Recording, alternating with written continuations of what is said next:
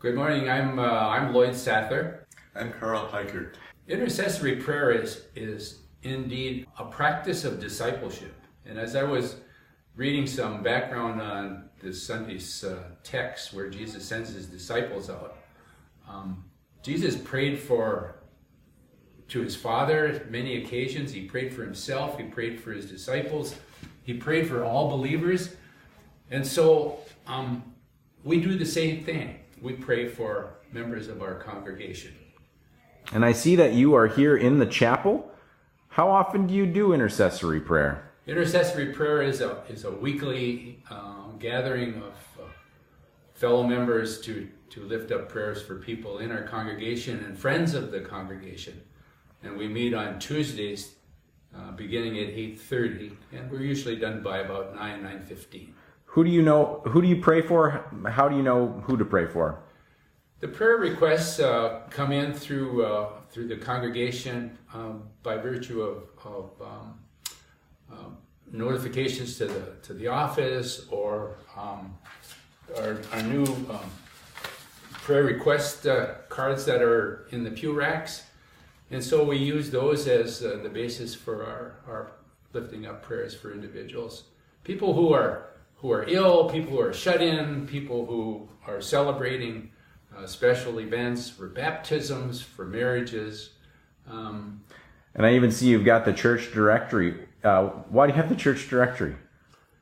Well, we pray for a variety of members each and every time we gather, and so we like to refer to the directory so that we make that personal connection with them, and we were able to lift them up in prayer in a more personal way. Well, thank you very much for your ministry. Anything else that you guys want to add? Well, we'd like to invite others of our congregation to join us on Tuesday mornings, and one of the blessings of intercessory prayers is that it's a very personal relationship that where we can gather together as individuals yet share our faith with one another. So it's it's a powerful message, not only for the work that we do, but it's also a blessing for us. At one time we had 10 to 12 people praying. Now we're down to 2. Yeah. Okay. All right. Thank you very much, gentlemen. Okay. I'm Jennifer Tolzman. And what is your ministry in regards to caring ministry here at Faith Lutheran? My ministry is serving as the head of the email prayer chain for Faith, along with my husband. So what exactly is an email prayer chain, and what would someone need to know in order to get involved with that? Mm-hmm.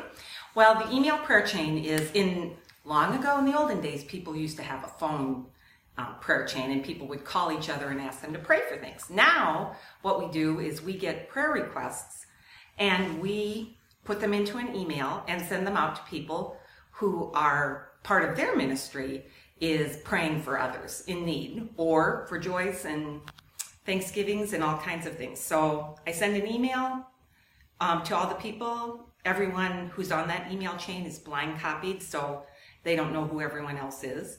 And they get the email. They're asked when they get it and have the opportunity to open it up, read it, and pray about it. And then go on from there. And we try to update people on things from the email prayer chain. But yeah, that's pretty much it. And so if someone doesn't know how to pray, like what would you recommend if they were wanting to be involved in the prayer chain?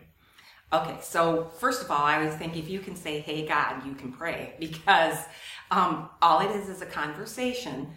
And we try to lay out for you what the request is, who it's for, what's happening, if it's a surgery, if it's someone sick, someone traveling.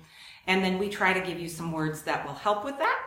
So you can use our words, or you can use what's in your heart and pray for that individual or family or whoever it might be. So is it only members from Faith Lutheran who are on the prayer chain? No, we have folks who maybe were members some time ago, and for whatever reason have moved away and wanted to stay involved. We have members from the community who know we have an active prayer chain, and they're part of it. We have families, we have young adults, we have all kinds of different people involved. And most of the prayer requests, are those for specifically for members of Faith Lutheran as well, or do you have all sorts of different prayer requests too? Yep, we have many prayer requests. I would say many of them that come through are for the church, because also when Deanna gets prayer requests through the website, or people call into church, or staff members have visited folks who need prayers, they pass that on to us. But we have lots of prayer chain members and other people in the community who ask us to pray for their family when things are in need. So the requests come from many places. And and the main thing I think people want to know is that when we get a prayer request, we consider it very confidential. So it's not something then we would call our neighbor and say, hey, did you know? It's a very confidential thing, so that people who make the request know that we don't visit about it. People don't email me and say, oh my gosh, tell me more about what's going on. That doesn't happen. We send out a prayer request, people pray, and it makes a difference. Well, thank you very much for your ministry, Jennifer. We'll put your email address on the screen too, so people, if they'd like to be involved, can reach out to you and get on the prayer chain. Yeah, we'd be happy to welcome new members. If they have questions, help them out, anything. So that'd be great. Thank you. Mm-hmm. And I am Beth Paul Hubbard. And tell us, what is your mission? What's your ministry here at Faith? One of the ministries that I'm involved with is the Befrienders Ministry. I started out, I heard about the Befrienders during one of our Lenten series, and this was when the church was just getting involved with the Befrienders, and they told us about this listening ministry where we're able to help people work through some of their issues and concerns, or people that just really need someone to talk to and to hear them. And I found that it triggered something in me, and as I paid attention to it. Years later, I heard about a training session that was being, that Lloyd Sather was going to be giving for Befrienders.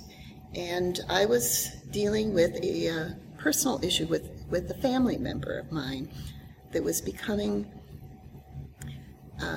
distant, pulling away from the family, and seemed to be definitely having some issues that they were dealing with. And I felt like we were losing this family member, and wanted to see what I could do, maybe to communicate better, or to be able to bring this person back into the fold. So I went through the training just so that I could somehow help this other person. That training was very helpful for me, and through a combination of a number of people being involved in helping out, we were able, can say that we were very successful in getting this family member the help that was needed, and brought back into the family.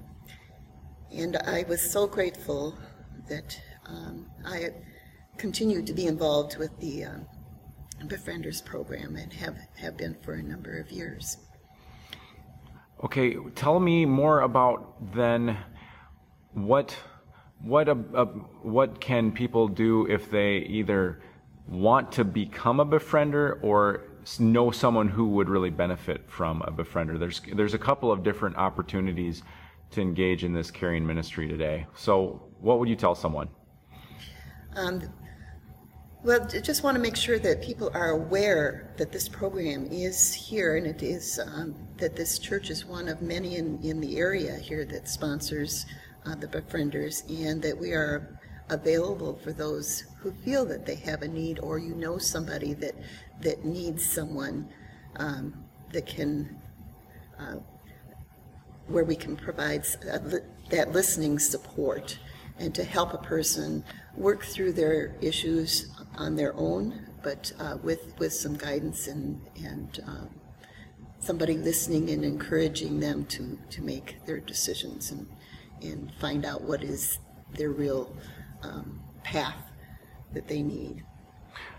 And then what would you tell someone who might be worried about I think a big concern might be confidentiality, or is this person that you're going to be talking to, are they going to gossip about who what's going on? No, it is a confidential discussion. Whatever is talked about is held between you and the befriender. And so it is something that, that you work together in determining if there is any communications you would want, but otherwise it is just between you and the befriender, and we keep that confidential. Beth, one of the questions that I typically hear is someone says, well, I would maybe benefit from a befriender, but I don't want to take away that resource. Somebody else needs a befriender more than I do. Well, I think that if you feel that you could benefit, then you should make that contact, and there will be somebody available. Awesome. Thank you very much, Beth, for your ministry. You're welcome. Thank you. I'm Jean Pikert, the parish nurse at Faith Lutheran. And tell me, what is your ministry and mission? What do you do as the parish nurse? Part of my ministry is a lot of home visits. I like to follow up with people that have been in the hospital. And I write articles that I hope are of interest. And if you need me for any reason, please call the church office. I'm Pastor Steve Melander, and I am the visitation pastor here at Faith Lutheran Church. And as the name implies, I visit people. I visit people in the hospital. I visit them at their home, offer home communion, serve in other ways that I can around the mission of our church. So that's kind of who I am. But I do a lot of visiting.